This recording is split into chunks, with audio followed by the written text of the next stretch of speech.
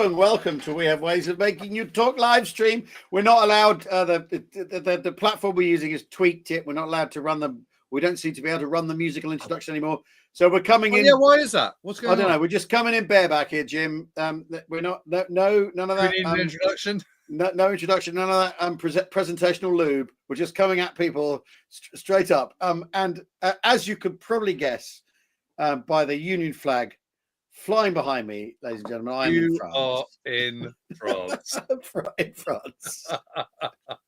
showing our dear friends, our sweetest set, our sweet enemy, who's exactly Boss, by hiding the flag inside the house. We actually had a discussion today about whether we're allowed a flagpole or not. Whether we can run a Union Jack up, but anyway, I've been reading about loads of foreign relations at the kind of sort of the turn of the 20th, 19th century, the 20th century. It's like, America, should we get a war with France or Britain or whatever? It's kind of should we get a war with Britain? Maybe. It's amazing. Get a war with France could do. Yeah. Well, like, and then straight off. Spin it around and just balls. And straight after, it ends up being Germany, but it might not have been. Yeah, but straight after the First World War, they're going, well, what are we going to do about Canada? And there's a big portion of the American Navy, like absolutely champing at the bit to do Canada. Yeah, Haiti, Nicaragua, Mexico, Cuba. I mean, they had their fingers dirty in every single one, and every single one they just brought absolute mayhem. Yep. Total mayhem. No, the U.S. Navy. I mean, there's that whole business when they encouraged the London Naval Treaty, building treaty, because even though it means they can't build any battleships, as long as the British can't build any battleships, they're like, that'll do us. As long as the Royal Navy, keep the Royal Navy down. That's what we got to do. It's kind of amazing. I'm not using a potato for a camera, Danny Peters. I'm using my father-in-law's kit here in the south of France, and we're on le super fast Wi-Fi. By the way, Danny, how's Duolingo coming on? Yeah. Good question. Danny is one of my Duolingo buddies. What, molto bene? Molto bene. Molto bene. I don't know whether Danny's doing Italian. I can't remember. Here's the thing, ladies and gentlemen. When Jim and I were last returning from Normandy, we were in the Jeep. What did I do? In the queue for the ferry, and Jim goes, "Oh shit! I've got to do my Duolingo," and gets his phone out. And while we're waiting to drive onto the ferry, he's literally doing. That pasta is not that pasta is not the texture I demanded, or whatever. Il pastore is not the texture il demanded. I want to buy a black shirt in that shop. Voglio comprare questa camicia Noiro in quello negozio. That's my case. Oh, good to hear it, George. Yeah, congratulations, George. George is here representing the younger generation, so we're down with the kids, of course. Yeah. He's growing up fast. He's the only junior you don't give a hard time to.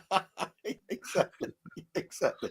Hold on. Hannah writes a cigarette cases. Bits come out.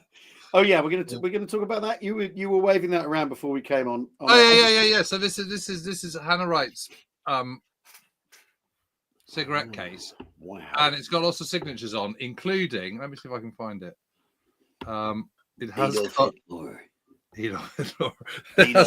it literally doesn't have Adolf Hitler, but it does have Jimmy Doolittle. Wow. Yeah. No, that's not really well. It's right at the bottom there. And it's got milk. It's got Amelia Earhart. God, blimey. Yeah. It's got loads of people that I just don't know. We were only talking about milk the other day, weren't we? Milk. Yeah. Well, he comes up quite a lot, to be fair. He does come up quite a lot. Because we've done all this Battle of Britain stuff lately, so he inevitably... Oh, I'm so back into 1940. Yeah. I'd almost forgotten why I'm at James1940 on Twitter and Instagram and the rest of it. And now I felt I was sort of coming home. Yeah. Yeah, well, a That was lot good though, wasn't it? like English football. I mean, honestly, Love the Lionesses. very strong and a penalty shootout. I didn't think the karaoke was that strong, if I'm honest. Just saying. You know. But well done for being happy. Well, yes. Well, I mean, we did a load of Battle of Britain stuff last week, and went to some extraordinary places actually.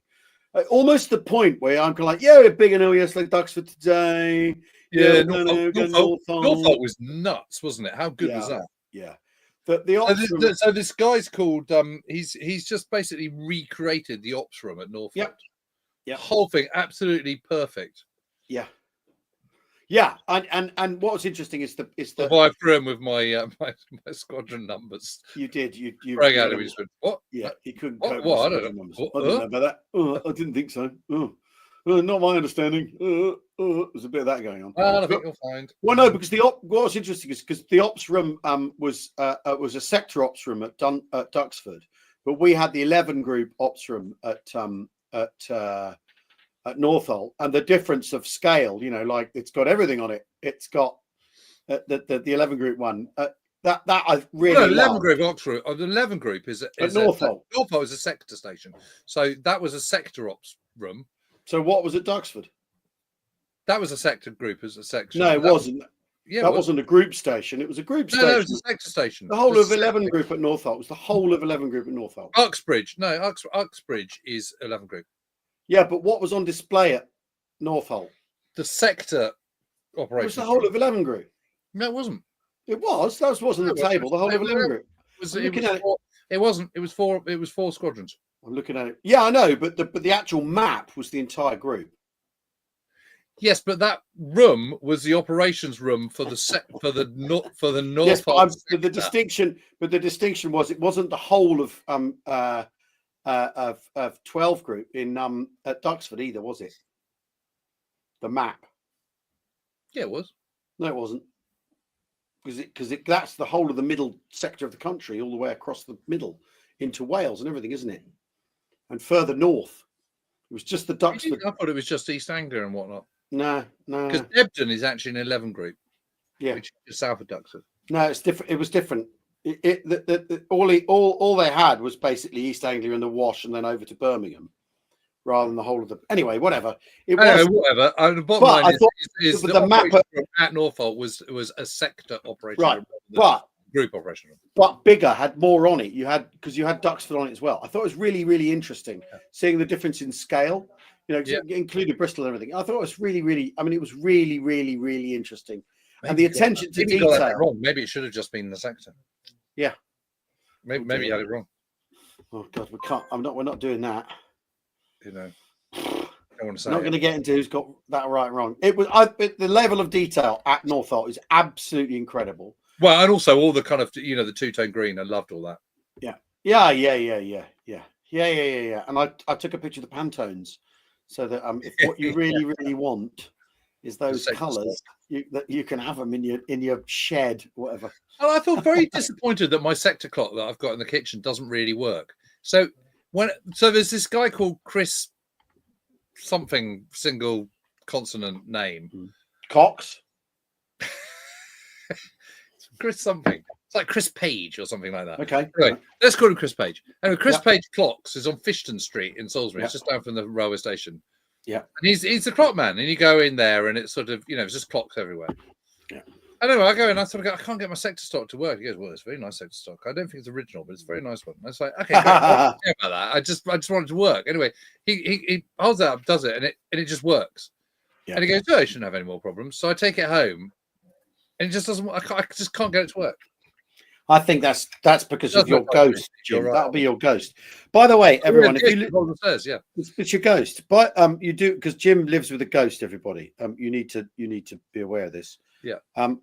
We the other day we talked about Frankie Festing, the fighting general. Brilliant. And we were sent a really great thing, which I'm now going to try and find on the phone, by JR.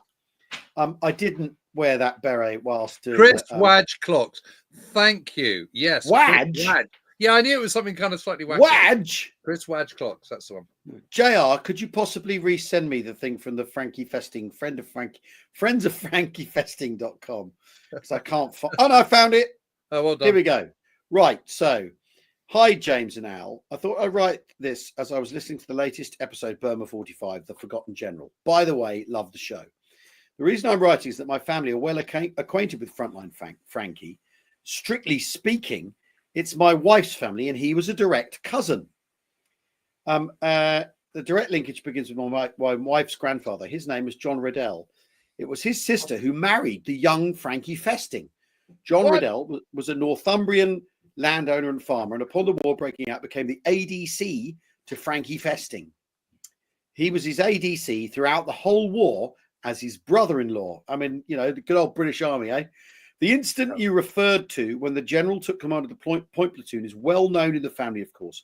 John Riddell was awarded a Silver Star for that action, as he took command of the point section for that action. So it's all very well the general saying, I'll lead the platoon. That means his ADC has to lead the point section. God Christ alive. By the end of the war, Festing had also amassed a unique collection of Japanese samurai swords, many of which were very old. He also had 4 sons who all went into the army, but did not make careers of it. One of the sons, Matthew, became only the Trevor third. Sheehan, as in Tunisian Trevor. Yeah. He says he lived near me just outside Hexham in Northumberland. Well, there we are. Of course he did, Trevor. Yeah, Matthew became the only the 3rd English Grand Master of the Knights of Malta. He died a couple of years ago and was buried in Malta. Another son is the famous portrait painter Andrew Festing. So there we go. And then my mum, because it was about her great uncle, about Guy, my mum wrote to say this.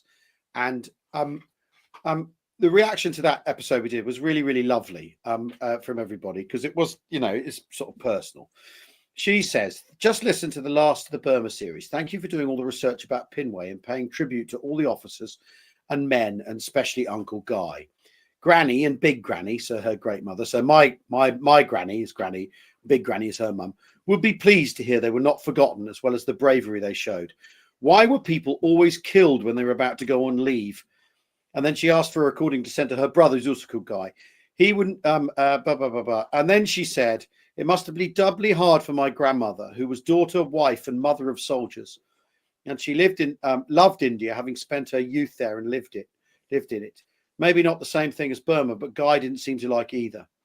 But she thanked my mum thanks everyone for their kind words, and for the fact that we got that story out, and that he's been remembered a little bit. Well, nice. Yeah, it's lovely. And I do have his letters, and I'm thinking of doing a sort of family stories. I have his letters now, and my grandfather's letters. So you should James, do those. I think you're allowed to do your own family stories on family. Yeah, stories. yeah. I need to be sure that my I can do this. And this week, a story comes from Al. Well, maybe. And Al writes. James, my grandfather's last letter is on May the 11th, which says, "Don't think we're going to be coming on leave now. You know, things are kicking off. You know, I miss you all. I'll see you soon, I hope." You know, basically. Yeah. Yes, Richard Fayers. Did you know your great uncle's name is on a memorial at All Saints Church in Marlow? Yes, I do know that. Yeah. Because his father, Guy's father, was the battalion, one of the battalion commanders in the Gloucesters in the First World War.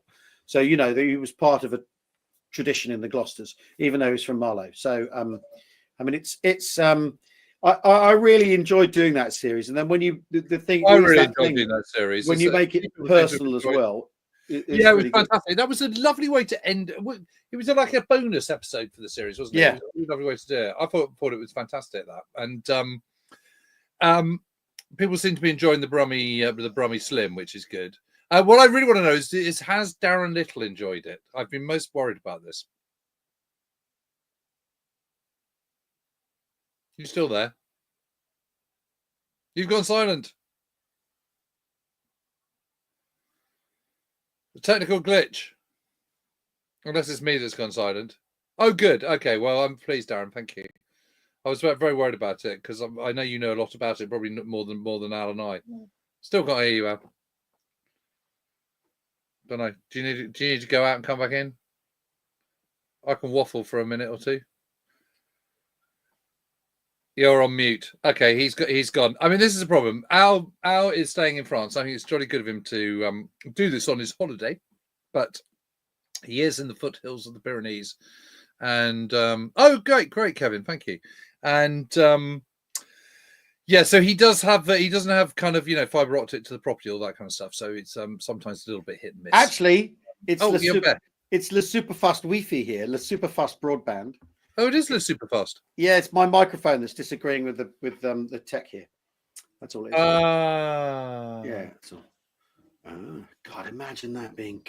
We could do POWs. I just don't really like anything to do with prisons. That's my thing. I don't like it. That's why I've never watched The Shawshank Redemption. I just don't like prisons. That's very Alan. That is very Alan Partridge. You don't really like prisons. That's why I've never watched The Shawshank Redemption. That's 1,000,000%. Personally, I've never much. I've never really liked prisons. Now, we are releasing. That was a bit AP, wasn't it? We are releasing names of speakers. The full speaker quotient, whatever it is, the program on the 1st of August, aren't we, Jim? We have Ways Fest. Very exciting. Are we allowed to give some? Are we allowed to give some hints? Dangle some juicy tidbits, Jim. Go on, but because we do have a guest, so we've got to get on with it. Last time, didn't we? Did we mention Edward Fox? Yeah, we got Edward Fox coming. Edward Fox coming. Talk about war films. And Michael Board You Shall Be, and so on, and those jokes. And we have what else have we got? We've got Mastermind, we got Philippe Sands. He's finally coming in person. Yeah. You can all be fanboys and fangirls at the feet of Philippe. Yeah, exactly. So he's finally coming. We've got James M. Scott, who I'm very excited about. He's lovely. Yeah, that's so cool. He's such a good bloke, and he's coming all the way from the US of A. And he's doing all sort of Black Rain stuff, isn't he? End of war stuff in Japan. Yeah, he's brilliant, fellow. He's brilliant. He's just absolutely fantastic. Yeah. He's going. Tammy Davis Biddle. Yes, I know. Can't believe that. Victoria Taylor's coming back. She's messaged me this morning. She is in the US at an air show attended by 600,000 people. If we could just get 10% of them. Andrew Griffin, Edward Fox is coming on Saturday because it's Saturday. Yeah, it's the big day. It's the big day. He's our big wing for the weekend. No Max Hastings this year. No Darren Mersbit this year. No. But no, Magnus Paul's still in baggage claim, I'm afraid. But we have so much for that festival. But tonight, we're we're delighted to say we have a special guest joining us this evening because we could we were in danger there of just wanging on. Claire Mully will be coming here. We have tonight as our very special guest Bas Willems, who's a lecturer of war in 20th century Europe at Lancaster University.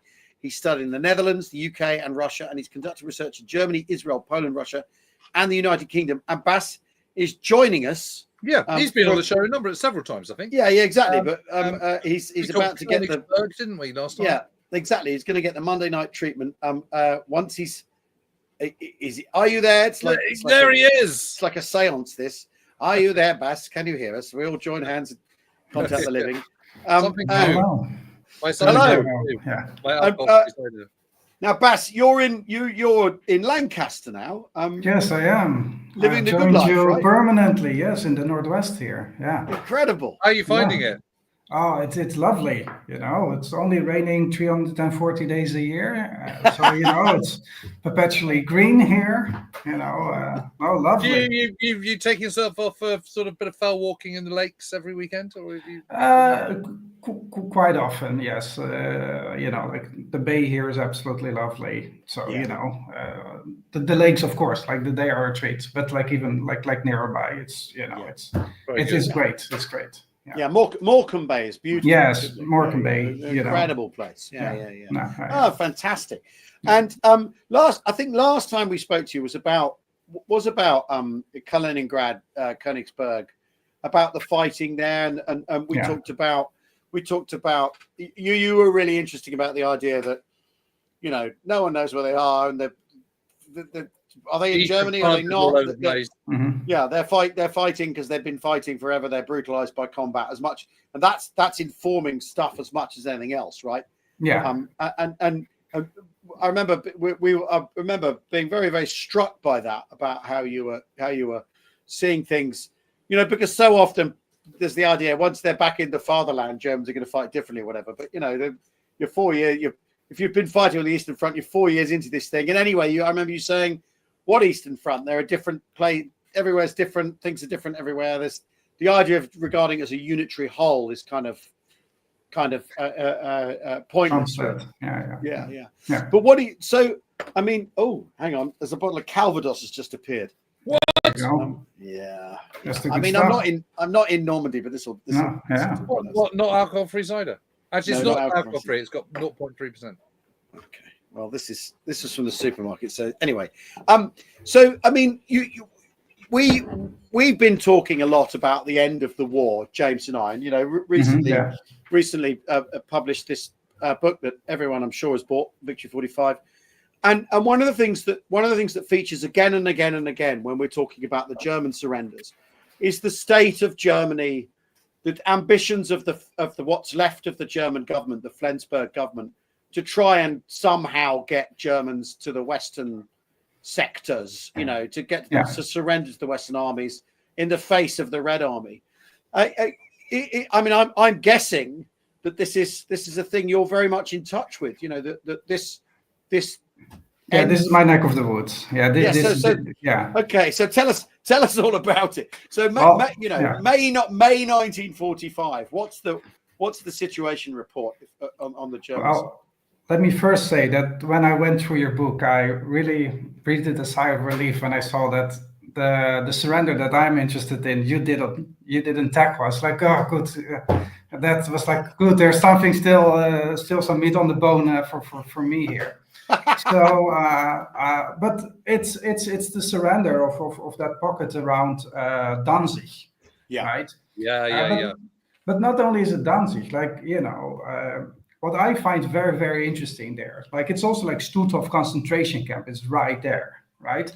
Like when Germany surrenders in like in the 7th, 8th, 9th of May 45, they are still like within like half a mile basically from Stutthof. You have like full like the 7th division, like it's there, like right in basically in that concentration camp. You just have so like to me, sort of like as the like we tend to have a little bit of a tendency of writing the Nazi out of the German in the final year of the war, right? Like now they're just Germans and they're defending like along these age-old lines. I mean, we tend to sort of forget, like, no, like these guys still, like not in the same extent, but like that mindset hasn't just dramatically changed. So to me, like you just see, like 2 weeks earlier, there's still like 4,000 Jews in like Stutthof concentration camp, and like interestingly enough, and that's sort of like something that I'm really like digging into now, is that in the concentration camp, because they are clearing out that concentration camp, so about half of the barracks are now empty. But it's also the first place where, as refugees from the east, you have come over the Vistula Lagoon. And basically the first point where you sort of like hit like proper dry land after coming over this spit on your way from Königsberg to Danzig. The first place you hit is Stutthof, and it's so. What I just found, like, there's actually quite a lot of people staying, like German civilians, German refugees, staying inside the concentration camp, with Jews also in that concentration camp, literally on the other side of the fence. Jesus. And obviously, like in the memoirs, everyone forgets that day that they stayed in, like in the concentration camp. But like, no, they are there, and they are constantly moving through it, like not hundreds, not thousands, but like tens of thousands of people move through it, and like Germans, right? And you just like, I know I just heard this, like James doesn't like to talk about prisoners of war too much, so I will like limit this. I will limit this to a few sentences. But like also you see that the prisoner of war camps are being cleared out, right? Yeah. among them even a few Americans being captured, like in the Ardennes, for example. And then they stay in Stutthof concentration camp, these prisoners, and then like the commander of this unit just has the goal to say, man, the quality, like he sends an angry letter saying the quality of the concentration camp was really like too low, like it was very dirty. It's like so, and it's like so remarkable. It's so flippant, and you just see that the army, like when they need like this disposable workforce, they will just contact the concentration camp, like Stutthof, say like, hey, could you like lend us about 120 Jews? It's like, okay, and then they give them, and then they give them back, and also like that. Oh, nuts! And then they get billed for it. By the way, it's like don't think you get it for free, right? So it's like really? Yes, because you have the SS on the one hand, you have the army on the other hand. Like these are, like you have like the bank account of the Deutsche Bank in Danzig, where they expect you to wire the money. That is just bonkers, isn't it? Yes. But Bas, I mean, my understanding of the Vistula Oder campaign, this is Rokossovsky, isn't it? And it just seems like a massive mess, and just I mean, I think Second Belarusian Front needs something like 600,000 casualties. Yeah, between January and end of March, and Danzig itself, Gdansk. I mean, there's just nothing left, is there? At the end of it, it's totally destroyed. It's this terrible siege. Yeah. That buys out. No one knows anything about it. I mean, you probably do if you live in Gdansk, but well, like this when I was for the first time in Gdansk, and this must like 2007 or something. You just saw it, like it was still, like there's so much damage, like, and then obviously 40 years of communism is not doing that city any favors either. Yeah. So basically, like when they emerged out of communism in the 1990s, like just a lot of stuff is just basically how it was left in 1945. So by the time that I sort of like showed up as an undergraduate, like back in 2007, sort of let's see what it's all about. Like right in the city center. What's it like as a city now? It's very colorful, isn't it? Oh, now it's like beautiful. Like I always say, if you want to see how Germany was, you should not go to Germany. You should go to like Poland, or you should go to parts of like the Czech Republic, because like that is just what the RAF didn't flatten completely, right? So. You might have this one like mountain village somewhere in the Czech Republic, and like there's just nothing of significance there, and it really takes until 1944 until the Royal Air Force can really hit that, like those faraway areas, right? Yeah. So don't go to Hamlin. No, Hamlin's all right. Hamlin's quite nice actually. I mean, don't go to Hamlin. That's just my general advice. I mean, well, have you been there? Yeah, it's very boring. It is very boring. It's got very pretty, but all the houses have double glazing on them. Yeah, it's so boring. Well, like it's like even if you go to Berlin, like I love Berlin, but everything is fake. Like everything, like everything is they reconstructed it best they could, but like none of what you're seeing, it's the original stones, right? It's all rebuilt to the best of the power, but like that is sort of like like brutal redesign by the Royal Air Force, right? So yeah. Well, yes. I mean, after all, Plymouth here suffered a similar fate. Fell into the hands of sort of communist modernist architects after it was bombed flat during the war. But so what's keeping all this going though in this part of Germany at this point? What because if you've got a concentration camp, first of all, the people who are coming through it, so does this mean they're aware of they see Jews in the camp and the Holocaust? They see it, they hear it, they smell it, like everything. Right. Yes. Now, people like do occasionally reflect on it, but it's just not like. If you are the refugee and you're writing your memoirs or like what have you, like it's your narrative, it's your victim narrative. So you cannot say like actually there's this layer of victims that had it like way worse, right? Yeah. Also, like here you get into sort of like the German nitty gritty, like 1950s legislation, where like if you write a compelling story, like you can get like compensation for that. So basically, you had to like make the case that you suffered more than someone else. Yeah. And like if you did that, then you submit that to the Ministry of Refugees at the time. You might get some money like for that. So you get all these pretty like increasingly grim stories because they realize, oh, these are the stories that are going to get the money. Right. Yeah. So like, and if there's someone worse off than you in that story, which is people being in a concentration camp, the other side of the wire, then that somewhat undercuts your story, right? No, absolutely. So you're not going to do that at all. So yeah. Goodness. And so that camp isn't going to close until the regime falls, right? Because it's doing. Yeah, it's like when the Red Army like liberates it, there's still about 100 plus prisoners who've managed to sort of like hide there. But only, I want to say like 2 weeks earlier, like there were still 4,000 people or something like that in that concentration camp. Jeez.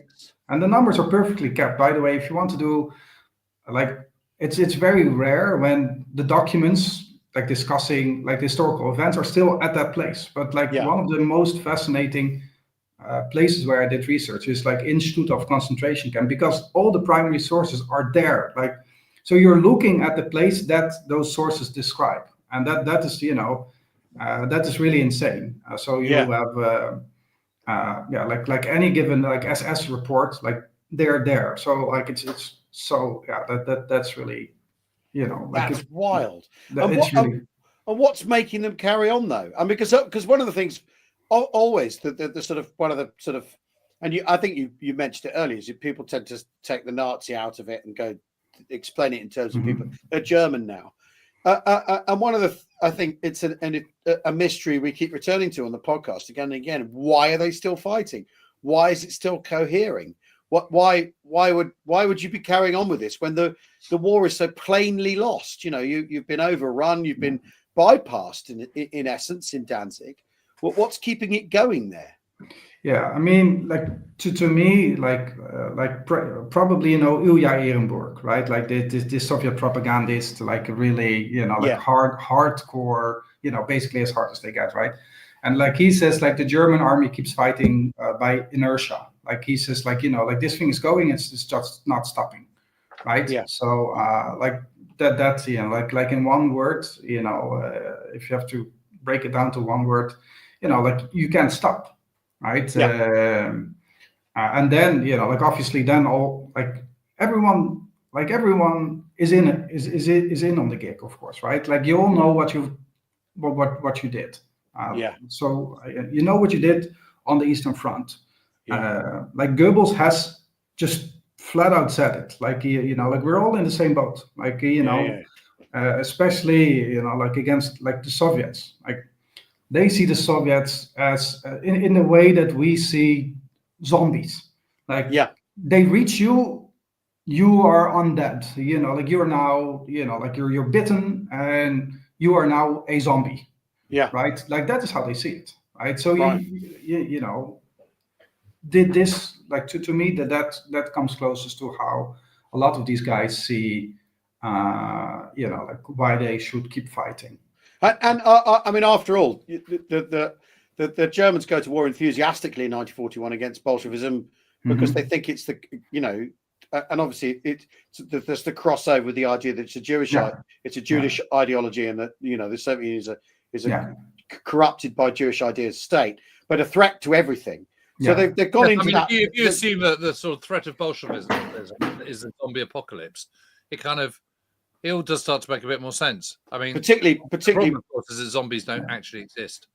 Well, what I do. As an analogy, I'm hearing you loud and clear. I think that's exactly.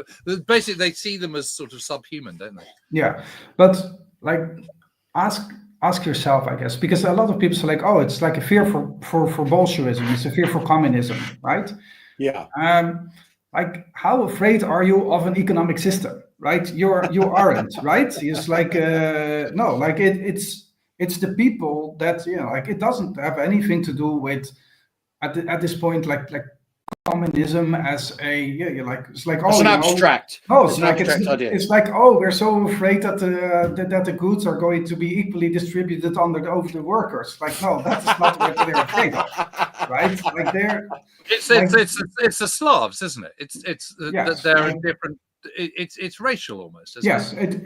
it's purely racial, right? It's so Purely racial, like the fear for communism, right? The fear for Bolshevism, like that's a Cold War thing, right? So like, oh, we were afraid of the Bolsheviks before it was cool, right? Or before it was cold, right? If you want to make it about cold, right? So no, it's like that is that narrative. But at the end of the day, people are afraid indeed of this bestial, like subhuman swamp version, like that is being created in the propaganda, right? Yeah. And also, quite frankly, just of war. Like, you're not even afraid only of the people. You're also just afraid of the artillery, right? And like we tend to, like, within this entire net, we speed right past that one. It's like, if the Belgians ever attack the Netherlands, and I expect my family to flee, but not because we're necessarily afraid of the Belgians, but we're afraid of like Belgian artillery, right? So gunnery, yes, airstrikes, they're bad, right? Yes. Well, no, it's funny. I can't remember that reading about I can't remember reading about Afghanistan and someone saying, mate, that one of the things the British Army sort of became obsessed with is this idea you shouldn't offend people's cultural sensibilities, right, in Afghanistan. So you had to be culturally sensitive to the way they looked at the way women were dealt with and all that. And the reply was, well, maybe dropping a bomb on their school, right, is more culturally insensitive than refusing to eat the goat's eyes or whatever. Like bombing them is culturally insensitive because it's like a bad thing to do to people. That is what's going to radicalize you, right? Exactly. It's a straight line, isn't it? I keep trying to have my wife eat raw herring, because that's what we do in the Netherlands. It's like that's very culturally insensitive, but she refuses. It radicalizes me a little bit, actually. But I mean, this is the thing, though, is after all, is there not also that element that Germans know perfectly well I mean, you touched on it with Goebbels. Germans know perfectly well what's gone on in the East, what they've done. Absolutely. Like you have I think that colors it completely, right? They know what they've done, so they know what's coming to them, right? Yeah, like you have this campaign which Goebbels established in late October 44, November 44, where the Soviets, like the forward units, they run over this village like Nemmersdorf. Yes. And they go like, oh, like, look how bestial these, like the Soviets were, and so on and so forth. And within a week, they say, like, we might as well like stop with this campaign because it does nothing. The only thing that people keep saying is like, we did the exact same thing with Jews. Like, so you have people like, like didn't. Like I got a letter from my brother basically saying like we did it 10 times worse like ourselves, and we've been doing this for years. So like Nemmersdorf, like at the time, is this complete bust. But once again, like after the war, you have this narrative. You can say like we were afraid of the Ruskies before it was cool, right? So so yes, becomes a very, very different thing. But no, absolutely. Like they're fully aware of it, and yes, like also like what, like, do you want to surrender? Like to who are you going to surrender at this point? Like that Soviet guy in front of you, like, has walked 1,000 miles over the corpses of his compatriots, man. It's like they are not in a forgiving mood. Like, and like that. So you also don't want to surrender to that. Like them what you did. You know that these guys are not here to make friends, right? No. So like hence, hence the enthusiasm. I mean, although it's completely unrealistic, the enthusiasm amongst Donitz's emissaries to try and delay things. So that's the characteristic of all the in Germany, all of the surrender negotiations.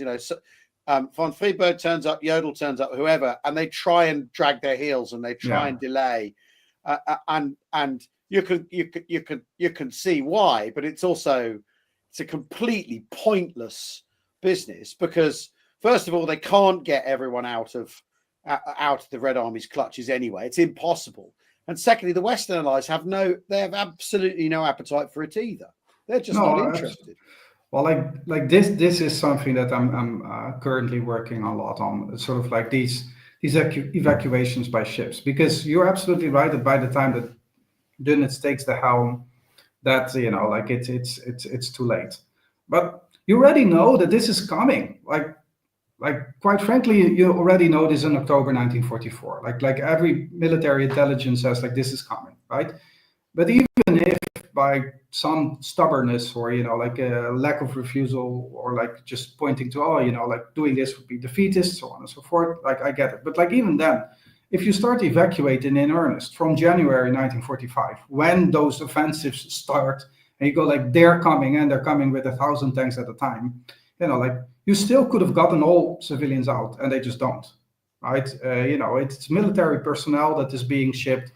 Above all, so is that really so? So the Wilhelm Gustaf famously gets torpedoed and sunk with I think the greatest single loss of life from any vessel ever, isn't it? I think. But ships are leaving from Gdansk and Danzig and those. Yes, like Gotenhaven, Pilau, Danzig, Königsberg, you name it, absolutely. So they're just going out all the time. Well, I mean, you have to. How many ships have they got left? I mean, they haven't got that many left, have they? I mean, they still have a few hundred ships left. But like first of all, like Dönitz, like once again, like pats itself on the back. It's like, look how many people we evacuated from the Baltic. It's like, yes, man, you've been bottled up in the Baltic. You've been kicked out of the Atlantic. You've been kicked out of the Mediterranean. You've been kicked out of the North Sea. Basically, and then what's basically like the Royal Navy just does is big, like not precisely, but basically the same way as in the First World War. It just creates this ring and just says like now we're just waited out, right? Like we have bottled you up in the Baltic. You go have yourself a blast there, but like your submarines are not coming out, and for the rest you can have all your battleships and cruisers, going around in circles. But like the moment that you step one toe out of that thing, you're mine, right? Yeah. And the German Navy knows that. And like when it comes to like the loss of ships, absolutely, like the Gustloff is like that big, like it looms large, right? But I also like to flip it. If the Soviets really wanted to knock out as many ships as possible, they surely could have done better than half a dozen, right? Yeah. If you have the Baltic to yourself, and you could you have your submarines, you could have knocked out quite a lot more ships. Then, so no, it's like maybe just that the Russian Navy wasn't very good. I mean, it isn't necessarily very spectacular. I mean, the only port that they have at that point is this Leningrad, which, by the way, is also the reason that they want Kaliningrad or Königsberg after the war, because that thing doesn't freeze over. But like even with a very, very limited navy, quite frankly, the only thing you would need is like a handful of submarines, and they absolutely have that. Yeah. But they don't really seem to care. So like, why risk it at this point? Right, because like that is just also like is the thing. It's like, why am I now going to risk our best ships of the Baltic Fleet? Like they also know that the Cold War is coming. Yeah, they're thinking after. Yeah, and as you say, the Kriegsmarine's contained, so it's lost already. So there's kind of no point inflicting any further. No, I mean, like it's a strategically useless arm of the army at this, or like of the armed forces at this point. And Dönitz does, like he's like he admits it. Like he has no problem admitting it. Like he says, like The Navy, like the Navy's war is now a coastal war, he calls it. Like basically the only thing that the Navy can do is, we have, let's say, 28 centimeter big guns, like these best, like we're now no longer pointing them at, like a Royal Navy vessel. We're going to point them on land. We're going to point them at the Soviet positions. And then, then we can help them there. So like that is what the Royal Navy does. And, like then it sort of reverse engineers it after the war, saying like, actually, what the Royal Navy's job was after the, like in the final year of the war, is to help civilians. So like, well, yes, my and friends. the German Navy's reputation is sort of salvaged by that, isn't it? So they actually end up after the war with their reputation intact for having done that. It's sort of pulling off a kind of little ships Dunkirk style. Yeah, no, like absolutely. From East Prussia, former Poland, all those places. Sorry, you cut How off in the many beginning. people were evacuated from those areas? It's really how you start to count, because Dönitz will say like 2 million, right? Which is quite remarkable given that there's only 1.8 million people in East Prussia. But let's speed past that one for the time being. But it is still like by all means a large amount. Let's say 500,000. Yeah. Right? That sounds like an awful lot of people, but like knowing that you have months' time to do that, and you can fit like well over 5,000 people on a ship, that's really only like 100 returns, which you could easily do if you have even 20 ships, right? And like once you start to break down the numbers in that, you go like it's pretty underwhelming. Huh. God, so yeah, that's funny, because I'd always thought that was actually quite impressive, and I've always used it as an argument for evacuations are always more successful than they're not. Yeah, but you've got to put your back into it, which it seems they didn't. That's so interesting. After all, I mean, basically, it never ends, though, in Nazi Germany, is that things are for political consumption so often, the Navy should come out the other end going, look, we did. Well, at least we tried. We saved people's lives rather than just killed loads of people, which is of course the position they're trying to avoid. I mean, right? It's like the Navy. It's hard to accuse the Navy of killing Jews. It's like they're not on the water, right? So it's harder. Well, except that it was Kriegsmarine drug tests that were then put to Jewish prisoners at Sachsenhausen to test their. But just at the sheer scale of it. You could say you're rescuing people. I mean, the thing is, you said right at the start, take the Nazi out of things and think people said, think it's the Germans. But always in the Nazi sort of calculus and calculation is how will this work politically? What does it look like politically to the people who care? And I suppose if you're the Navy, you're still, Dönitz is still thinking that, and he's preparing for the after times, isn't he? Absolutely. Because he knows he's lost, right? So, and the other thing that what I think at this point, like, consider any given general in a modern army, like who's going to flow to the top, right? It's not only because you're good at your job, you're also because you know the lingo, you know what you have to say. Like if you're in the British Army, you have to espouse some, let's say, liberal democratic values, right? You have to know how to talk, right? It's the same like with Nazi Germany. Like, who do you think is going to flow to the top, right? It is people who know the language, who are at least committed enough to internalize that. So there's sort of the danger of sort of like saying, like the actual committed Nazis, they're actually very low. Yeah, but if they are the ones who make the decisions, right? In any given platoon, the only thing you really need is maybe like one committed lieutenant and two sort of committed NCOs, and you're off to the races, right? Like, and then you can have a like 30 men who are either here nor there about it, but like it doesn't matter if you just have this one guy who just absolutely says like, no, like till the last bullet, right?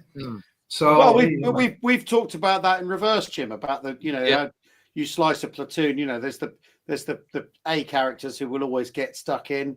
There's the B people who will, like, if they have to, join in, and then there's everyone else, right? And then obviously there's the odd D guy who manages to always disappear. Which is, I think, C is the mass. B is the backbone sergeant of the platoon. Yeah, and the A's are adrenaline junkies like George Jellicoe. Yeah, who just love it. Totally into it. Yeah, and yes, of course. And so because I mean, well, one of the things we've talked about a lot with Victory 45 is talking about Wolf and Kaltenbrunner, in Italy, and how they are ideological Nazis right up to the moment when they're not. Yes, like that's it. It's like and that's because they know that the ideology is where the power is sitting. While the power sits there, that's where they go. And the minute it doesn't, they drop it. It's like I want to live. So like at least another 25 years. I'm not going out like this week, right? So it's like, no, like you're ready, like perfectly placed to make some very important decisions. You might as well tickle the allies a bit, right? Exactly. So once, I mean, what you're looking at as East Prussia, right? Yeah. Which of course no longer exists. Yeah. It's gone. It's one of the sort of phantom states of Europe, right? Or phantom countries or places of Europe. Yeah. Where do all these, where do all these East Prussians end up? Where is East Prussia now? Is it in the room with us? So to speak. Where is Prussia? It's like a bit of Russia, isn't it? Yeah. The people. The people are online on Facebook. Like, it's very funny. It's I have so many sort of like either full-blown 93-year-old haters or people, like 93-year-old people who really like that I'm trying to keep it alive. So they've created sort of like an online heimat for themselves. Like, it's very so because that is where they reminisce about about their youth. So if you say like where are they, they gather online and they talk about their experiences. So that is where they are. And then they have a few gatherings like each and every year. Truth be told, very often it's like now the children of East Prussians rather than East Prussians themselves. Like the youngest East Prussian is like it's the same as the youngest veteran. Like they are just old people that just cannot travel that easily anymore. So, but like some they love to talk about their time like in Königsberg or wherever it may be. And so like if you say like where are they? Like, are they in the room with us? Well, like they are in like different Facebook groups and how amazing. And was there anywhere in particular in the the post-war Germany where East Prussians would end up settling? Did they end up in East Germany, or did they end up in the West, or is there no like rule of thumb? If you manage to make it on a boat, you end up in North Germany, or actually a lot in Denmark. Because like boats went there. Then what the Germans do in the 1950s is they have something they call it a Patenstadt, which means an adoptive city. So a city could decide to adopt the heritage of a city that no longer exists. So like we are committed as, for example, like Duisburg, to keep the memory of Königsberg alive. So like in Duisburg, there were like 6,000 people from Königsberg immediately, very shortly after the war. And and then like the mayor of Duisburg says like, if you have anything pertaining to the history of East Prussia, come bring it to the museum and to the archive. And so like that then happens. But like obviously, you have dropped somewhere on the way your party membership card. So that one is obviously no. We're not going to do that. Anything that incriminates you also no. So it is not that those archives are necessarily like well-rounded. But you know, but you get like a sense like of it, right? So if you somehow manage to make it with like your silverware or like something like that, or at some point you go, you know what, actually this was part of this room and it's very clearly in my mind, which was in, I don't know, like Insterburg or Gumbinen or all these places that no longer exist. You go like, actually it feels insincere in my home, right? So how about I give this East Prussian tea set or something like that, I will give that to an archive. Yeah. Or you know, like a statue of Immanuel Kant or something like that. So you go like, actually, it meant a lot for me when it was there. Like now, not so much. Or like a bust of Hindenburg or something like that. So like that sort of stuff. You know what? We can get that to a museum. So you know, like this is how a lot of these museums like grow and yeah, amazing. Well, because Radas points out that Wrocław in Poland, which is Breslau, right? Yes. I went there 20 years ago, and I remember we went to a restaurant, and the guy's going, and you're in Western Poland, which was Germany, and the guy's going, we've got the best Eastern Polish cuisine here in Poland. You're like, we're in Western Poland. Like, what? Like, doesn't make any sense. We're in Germany, really. Like, you know, and there'd been this enforced cultural exchange in Poland in particular. But I mean, I imagine if you're not from Duisburg or whatever, and you've been you've landed up there, there is alienation also on offer, isn't there? That you're a refugee, stranger, and people often take poorly to refugees, even absolutely. You have like cities that say like, we're full, like we are not taking any refugees, like they just don't want it. Or you know, imagine like a lot of like a number of them like make it to Bavaria, right? So okay, you're now as an East Prussian who like they are as Protestant as they come, like except for a small area. So now all of a sudden, like you are like surrounded by like those those heathen Catholics with their with their bacchanalia of a carnival. Like what are you on about? Right, like the food is different, like the language is different. Yeah, sure, it's both German, but you have this thick sort of half Polish, half like 1/3 Polish, 1/3 Lithuanian, 1/3 German accent kicking about. Like they just straight up don't understand you. Also, they don't want to understand you. So like this causes a lot of friction. And given that this is a lot of women and children, above all, of course, especially in the beginning, they are a massive burden on the like on the system. Like they need more help. They always stand accused of being promiscuous. Like these women that they are now like taking our men because like now there's more women and like fewer men. So fairly similar to what we see. Well, I mean it's the things people say about incomers. They're taking our jobs. It's completely standard, isn't it? And it's interesting though that should happen within a nationality as it might be seen. But then of course Germany famously is cobbled together from lots of disparate parts, isn't it? I mean that's how you a nation of provincials is like how one scholar calls it. Like it's all provinces, like all provincial ideas, and that there is no like Germany is not that old by the time the First World War and then the Second World War breaks out. It's like how many? I mean, just how many Germans do you think ended up in post-war remapped Poland and effectively became communist Polish? Well, you have, and this returning to what we said earlier, you actually have people who flee from the fighting or like free from the communists, if you will, and then the war is over and they just return. Like that is by the way, that is something we talk about even less. Like just people who say like I'm going back from the safety of West Germany where like the Brits were there and and then it's like no, we just go back because my home is my home. Right? There was no issue about going back. I mean, Sorry?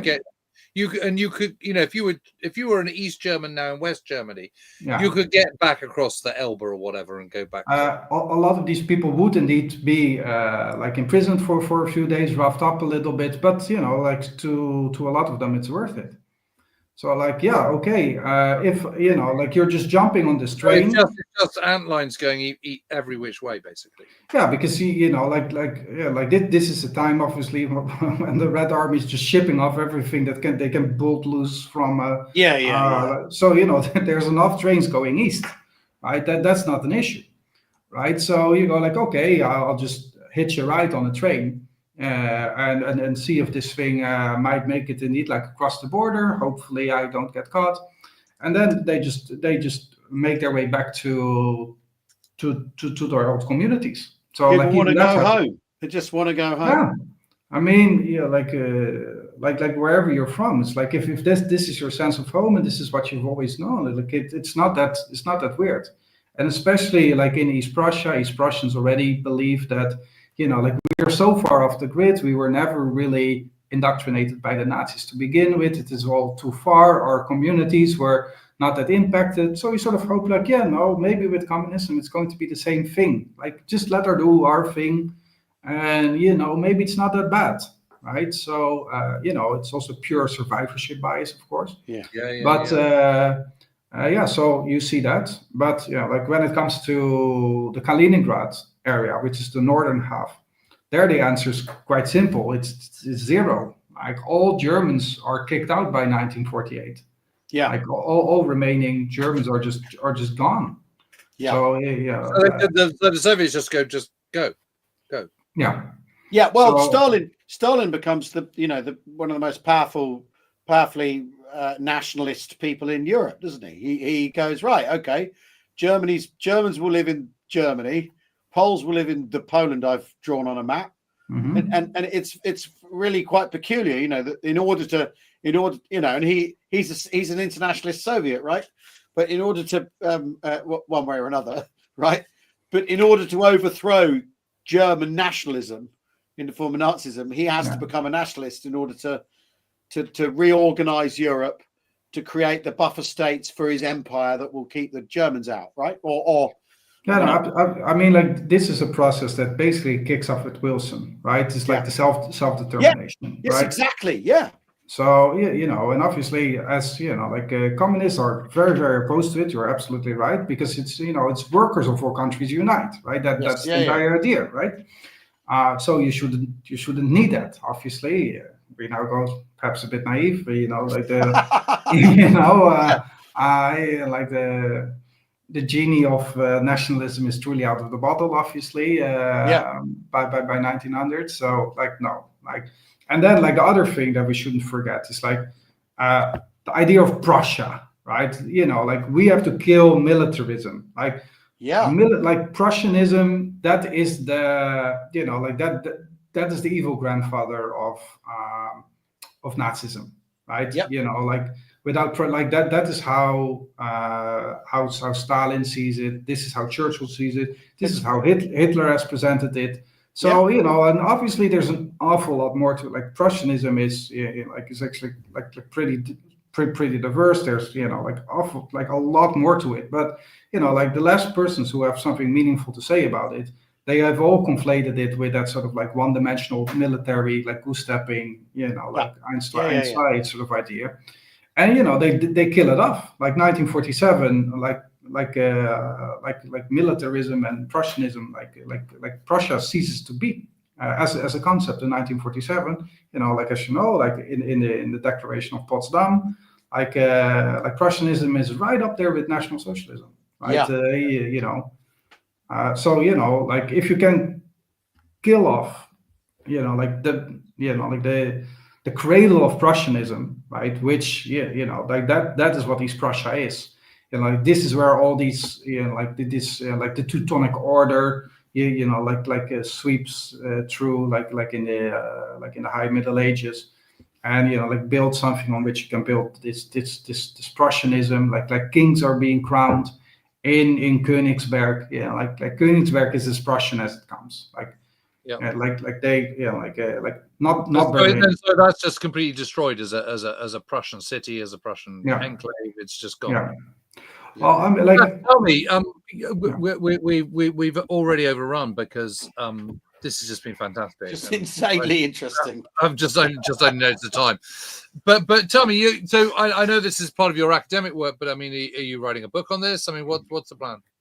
Yeah, I mean, so like I've decided, like I have been put on this earth to write the book on East Prussia in the final year of the war, and like going into the next like few months, because like when we talk about the end of the war, this is where it starts to hurt for East Prussians. Like like that is when the misery starts. Like this is when like during the siege and whatever, like all the food stocks have been gone, all the wells have been poisoned, like all the cattle has passed, like has just died. It's horrible. Like, and now it's 1945. The Russians come in, and like they don't know what to do with it. Also, they have completely different priorities. So like the mass dying for East Prussians like starts basically in May 1945. It doesn't end; it begins. So that I want to like tell the story. I'm starting like with the assassination attack on Hitler, of course, in East Prussia, right? The Wolfschanze, the Wolf's Lair is in East Prussia, right? Of course. And but does it just make you just? I mean, I'm just. My mind is worrying, but it's also worrying about where we are now. I mean, it's just also horribly relevant, isn't it? Well, I mean, like I can like in the beginning we said like, oh, great that you now have an appointment at Lancaster, right? But like one of the main reasons is because like that I was hired as a military historian. It's because I actually do know that neck of the woods, right? Most people can say something about Ukraine or whatever about Russia. It's like, like, okay, maybe you've been there once, or maybe you've been there twice, but you don't really know the area, right? So then you go like, is there anyone here who might have something more to say than some platitudes? And then they fortunately landed on me, so I'm very happy about that one. Well, that's fantastic. And seriously, thank you so much for joining us tonight, Bas. I mean, yeah, thank you. It's been amazing. It just keeps happening, this, isn't it? We get someone on offering us another aspect, another thing. Oh, we haven't really thought about. I know we've talked with you before, Bas, about this, but not enough. Well, Kaliningrad could be any more relevant, really, right now. No, I know. This is what I'm thinking about right now. That's it. It's like I can tell you, my 4 months ago, like my daughter was born, and her second name is like Irena, because it's like meaning peace. But like I decided to go with the Eastern way of writing it. So like not Irene or Irene, like it's English or Dutch, but Irena is like no, like these are my friends. Like these are people that I've talked with since forever, like 15 years at this point or longer. And like it pains me, it hurts me. Like you see, like friends from Ukraine and friends from Russia. Like I worked in Rostov as a Rostov-on-Don as a lecturer, and like it's crazy to be in contact with students. Like some have like fled the country, some have fled into the countryside, for example, just to stay out of the hands of recruiters. Yes. Oh, bloody hell. So war is real and artillery is real. I mean, I think the thing you said earlier, that artillery is the thing to be frightened of, is incredibly true. It's a thing we should all carry with us, I think. Thank you so much for joining us. Ladies and gentlemen, Bas Willems, how about that? Well, that was absolutely incredible. Truly fascinating. And again, I will lie awake at night pondering this. We've a load more to come. Burma and the Forgotten Army carries on. Straight after that, we have a mini series on the 80th anniversary of Hiroshima, Victory in Pacific. Then we have the run up to the festival, which is the best in the West.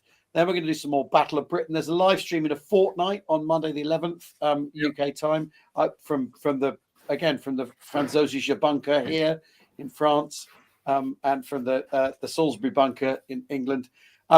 Everyone, I think we all thank Bas for taking time out on his Monday night to join us.